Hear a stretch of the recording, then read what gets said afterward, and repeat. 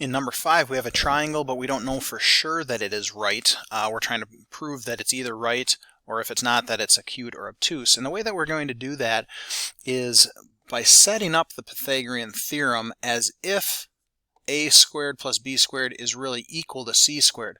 But we don't know that for sure. So this equation, that's kind of a question mark. And if it really is equal, then we know it's a right triangle.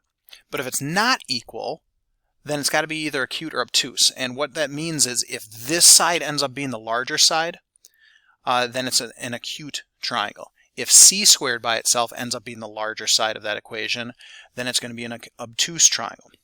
Okay, so let's plug in what we know. And we're going to plug in the value for c as if it's the hypotenuse, so the longest side is our c value, which in this case is going to be 14. Okay, so we will plug 14 in over here and make that 14 squared. And we're going to set that equal, kind of a question mark, we're not sure yet, to the a squared and the b squared. So we'll call this our a value and we'll square it. And then we'll call this our b value, 8 times the square root of 2, and square it.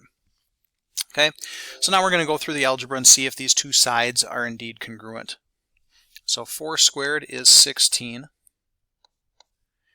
8 times the square root of 2 squared, this is the same as 8 squared, which is 64, times the square root of 2 squared, which is 2.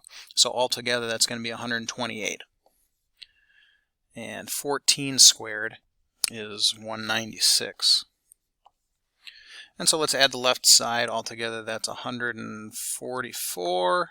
And we're comparing that to 196, but those aren't equal. We can't say that's true, so this was not equal the entire time. This side is greater, which is the c value by itself, which means we have an obtuse triangle. Not right, not acute.